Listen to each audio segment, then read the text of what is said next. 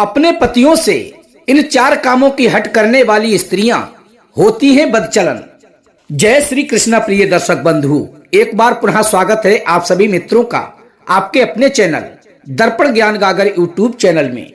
प्रिय दर्शक बंधु, आज मैं आपको पंचतंत्र की बहुत ही सुंदर कहानी सुनाने जा रहा हूं, जो हमें भविष्य में होने वाली कुछ अनैतिक घटनाओं के बारे में सावधान करने का काम करेगी।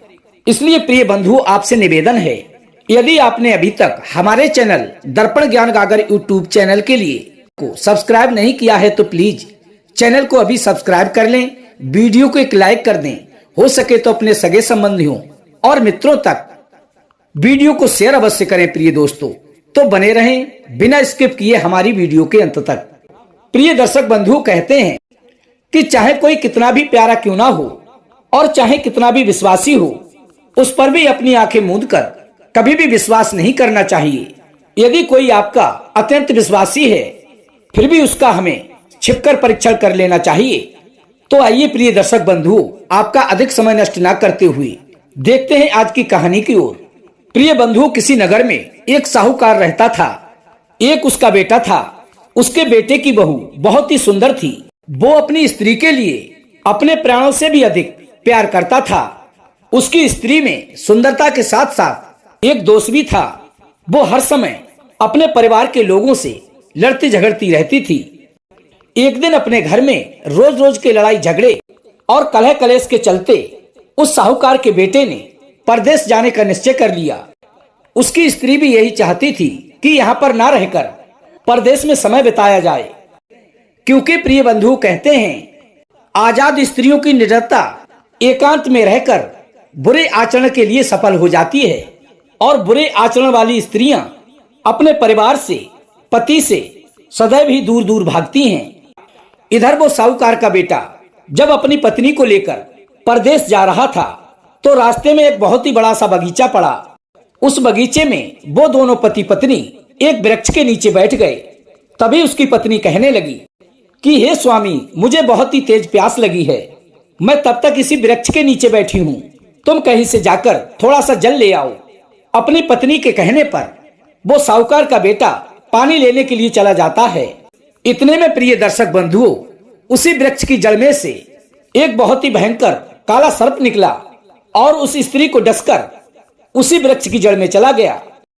उधर जब उस स्त्री का पति पानी लेकर वापस लौटा, तो उसने देखा कि उसकी प्राण प्रिय पत्नी की मृत्यु हो चुकी है। अपनी पत्नी को मृत पाकर वो साहूकार का बेटा शोक से बेहाल हो उठा। तभी उसने भी अपने मन में निश्चय किया कि जब उसकी स्त्री इस दुनिया में नहीं रही, तो वो भी अब लौटकर जीवित अपने घर वापस नहीं जाएगा। अब तो वो जोर जोर से दहाड़े मारकर उस बगीचे में रो रहा था। तभी उसी समय एक आकाशवाणी हुई कि हे साहूकार के बेटे, यदि तू अपनी आयु में से आधी आयु अपनी पत्नी को दे दे, तो तेरी स्त्री जीवित हो उठेगी। प्रिय बंधु, आकाशवाणी सुनते ही उस युवक ने पवित्र होकर आकाश की ओर हाथ उठाकर अपनी आयु में से आधी आयु अपनी पत्नी को देने को कहा, और इस प्रकार 3 बार कहते ही उसकी पत्नी जीवित हो उठी। वो साहूकार का बेटा अपनी पत्नी को जीवित देखकर बहुत ही खुश हुआ, परंतु उसने ये भेद अपनी पत्नी को नहीं बताया कि वो मर चुकी थी और उसने उसे अपनी आधी आयु देकर जीवित किया है। प्रिय सज्जनों, इसके बाद दोनों पति पत्नी ने बड़े ही प्रेम से भोजन किया, जल पिया और आगे के लिए चल दिए। चलते चलते वे दोनों किसी दूसरे शहर में पहुंचे। शहर से बाहर ही एक सुंदर सा बगीचा था। तभी उसका पति बोला कि हे प्रिय, आज की रात हम इसी बगीचे में बिताएंगे और सवेरा होते ही हम आगे की ओर प्रस्थान करेंगे। तुम थोड़ी देर के लिए इसी बगीचे में ठहरो, मैं बाजार जाकर कुछ खाने पीने का सामान ले आता हूँ। तभी उसकी पत्नी ने कहा कि ठीक है, और वो अपनी पत्नी को उसी बगीचे में छोड़कर बाजार में सामान खरीदने चला गया। प्रिय दर्शक बंधुओं, उसी बगीचे में एक अपाहिज व्यक्ति रहट चला रहा था और वो बड़ी ही मीठी मीठी धुन में एक गीत गुनगुना रहा था। उस पंगु व्यक्ति के गीत सुनकर वो स्त्री उस पर आसक्त हो गई और उसके पास जाकर कहने लगी कि हे भद्र पुरुष, तुम्हारी इस मीठी आवाज ने मेरा मन मोह लिया है। मैं तुम्हें चाहने लगी हूँ और तुम्हें पाना चाहती हूँ, क्या तुम मेरे साथ चलने को तैयार हो? प्रिय सज्जनों, तभी वो अपाहिज व्यक्ति बोला कि हे स्त्री, मैं भला एक कुरूप और अपंग व्यक्ति, और मेरा साथ पाकर तुम भला खुश कैसे रह सकती हो? तुम्हारा पति तो अच्छा खासा है, रूपवान है, तरुण है, और वो तुम्हें चाहता भी होगा, फिर तुम उसे क्यों ठुकराना चाहती हो? तभी वो स्त्री कहने लगी, होगा जैसा होगा, पर मैं तो अपना दिल तुम्हें दे बैठी हूँ। यदि तुम मेरी बात नहीं मानोगे तो तुम्हें स्त्री हत्या का पाप लगेगा।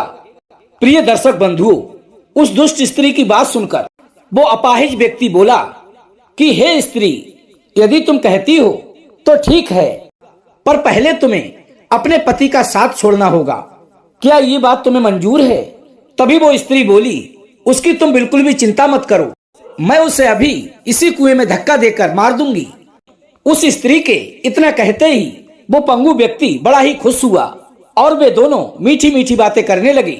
थोड़ी देर में उसका पति बाजार से खाने का सामान लेकर लौटा और अपनी स्त्री के साथ उसी कुएं की मध्य पर बैठकर भोजन करने लगा।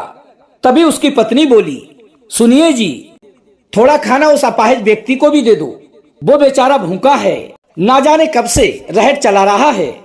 तभी साहूकार के बेटे ने अपने मन में सोचा कि मेरी स्त्री कितनी दयालु है, उसने खाने का सामान उस अपाहिज व्यक्ति को भी दे दिया।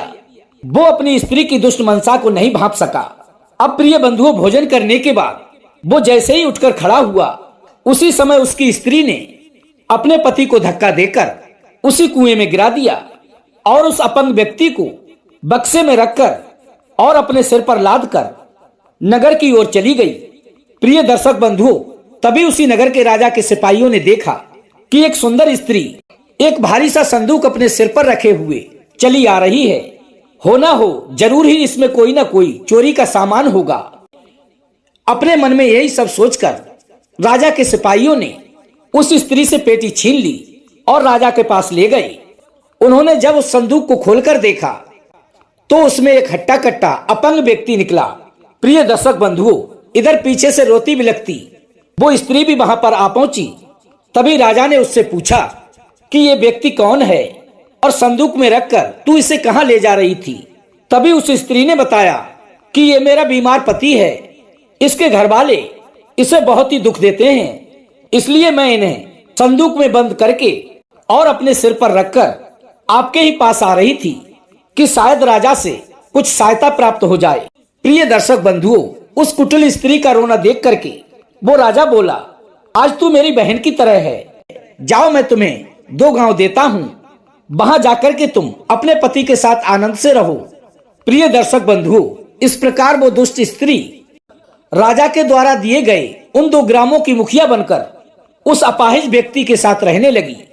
उधर क्या होता है, भाग्यवश किसी अच्छे व्यक्ति ने उसके पति को कुएं से निकाल लिया।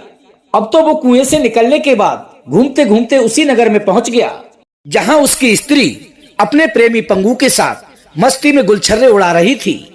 जब उस स्त्री ने देखा कि उसका पति किसी प्रकार से कुएं से बचकर निकल आया है तो वो एकदम से भागती भागती राजा के पास पहुंच गई और कहने लगी कि हे महाराज, मेरे पति का शत्रु आ गया है, उसे अभी फांसी लगवा दो, वरना वो मुझे और मेरे पति को मार देगा।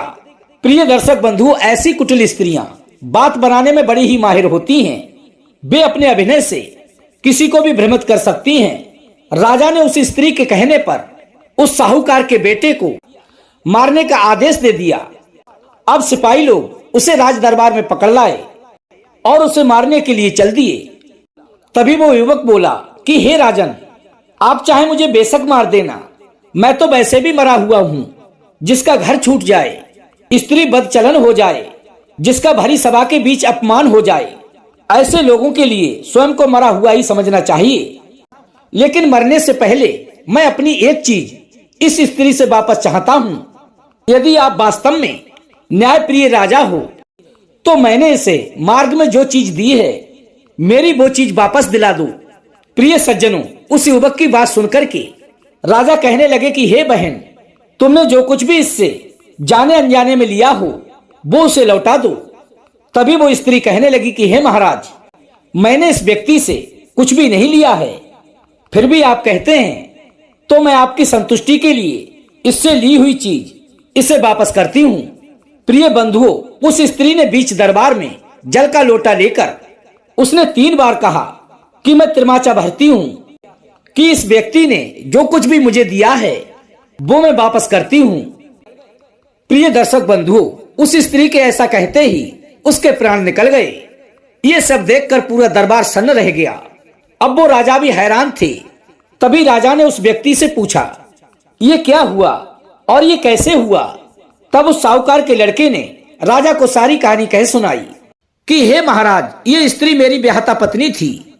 मेरे घर में रोज कलेश करती थी, मुझे बार बार परदेश चलने के लिए विवश करती थी और जब हम परदेश को चल दिए तो रास्ते में इसकी मृत्यु हो गई। मैंने अपनी संपूर्ण आयु में से आधी आयु इसे देकर इसे जीवित कर लिया और बगीचे में मैं इसे रोककर कुछ सामान खरीदने शहर में चला गया। इसी बीच में इसने इस अपाहिज व्यक्ति से मित्रता कर ली और जब मैं लौटकर आया तो इसने मुझे कुएं में धक्का देकर नीचे गिरा दिया और इस पंगु व्यक्ति को अपने साथ लेकर शहर में चली आई। आज मैंने इससे अपने द्वारा दी हुई आयु इससे वापस ले ली, इसके कारण इसकी मृत्यु हो गई। प्रिय दर्शक बंधुओं, इस प्रकार की कुटिल स्त्रियों को स्वतंत्र छोड़ना मनुष्य की सबसे बड़ी मूर्खता होती है। जो स्त्री अन्य पुरुषों के संपर्क में अधिक रहती है और अपना पति सामने होते हुए भी अन्य पुरुषों से बातचीत करती है, उस स्त्री को दुष्ट समझना चाहिए। दूसरों के घर में रहने देना, क्षण भर के लिए उन्हें स्वतंत्र छोड़ देना, ये स्त्रियों के लिए दोष बताए गए हैं। हंसी मजाक करने वाले पति के मित्र या देवर आदि के साथ एकांत में बैठकर कभी भी हंसी मजाक नहीं करनी चाहिए, क्योंकि किसी भी पुरुष के साथ एकांत में बैठना और आजादी के साथ अत्यधिक हंसी मजाक करना कुलीन स्त्रियों के पतिव्रत धर्म को नष्ट करने के कारण बनते हैं। दुष्ट पुरुषों का अनुचित आग्रह स्वीकार करना, उनके साथ वार्तालाप करना, हंसी भरे इशारे करना, उनकी बुरी दृष्टि पर ध्यान देना, दूसरे पुरुषों के हाथ से कुछ लेना या देना, अपने घर के द्वार पर बैठना या खड़े होना और छत पर खड़े होकर राजमार्ग की ओर देखना, किसी अपरिचित देश या किसी के घर में जाना, उद्यान या प्रदर्शनी में रुचि रखना, इन कार्यों से अच्छी स्त्रियों को बचना चाहिए। बहुत से पुरुषों के बीच में से होकर निकलना, ऊंचे स्वर में बोलना, तेज गति से चलना, हंसी मजाक करना या किसी से नजरें मिलाकर बात करना, अपनी वाणी या शरीर से चंचलता प्रकट करना, मठारना, शिकारी भरना, दुष्ट स्त्रियों में या तांत्रिक मांत्रिकों में आसक्ति रखना, ये भी कर्म कुलीन स्त्रियों के लिए त्याज्य हैं, अर्थात त्यागने योग्य हैं। इस प्रकार के आचरण तो दुष्ट स्त्रियों में पाए जाते हैं। प्रिय सज्जनों, एक बात का ध्यान रखना, यदि आपकी स्त्री इन 4 कामों की जिद करे तो समझ लेना वो चरित्रहीन है। नंबर 1, अकारण ही अपने पति को परदेश में रहने के लिए विवश करे। दूसरा कारण, जो अपने पति को उसकी इच्छा के विरुद्ध घर से बाहर भेजे। तीसरा कारण, जो स्त्री अपने परिवार व पति से अलग होकर अकेले बाहर घूमने की जिद करे। चौथा कारण, जो अपने पति की आर्थिक स्थिति को ना देखे कि उसकी कमाई क्या है और अपने लिए वस्त्र आभूषण व अपनी शौक के सामान खरीदने की जिद करे। उन स्त्रियों के ये लक्षण बताते हैं कि वो 100% चरित्रहीन है या हो सकती है। प्रिय दर्शक बंधु, आज की हमारी ये वीडियो नारियों का अपमान करने या उनके मान सम्मान को ठेस पहुंचाने के मकसद से बिल्कुल भी नहीं है, बल्कि समाज में कुछ ऐसी गलत स्त्रियां हैं जिनके चुंगल में फंसकर कुलीन स्त्रियां भी बदचलन हो जाती हैं, इसलिए उनको सावधान करना है। प्रिय दर्शक बंधु, आज का हमारा ये वीडियो आपको कैसा लगा? यदि अच्छा लगा हो तो वीडियो को लाइक कर देना, चैनल को सब्सक्राइब कर लेना और कमेंट बॉक्स में इसके बारे में आप अपनी प्रतिक्रिया अवश्य ही देना। हम फिर मिलेंगे इसी प्रकार की ज्ञानवर्धक चर्चा के साथ। तब तक के लिए प्रिय दर्शक बंधुओं, राधे राधे, जय श्री कृष्णा।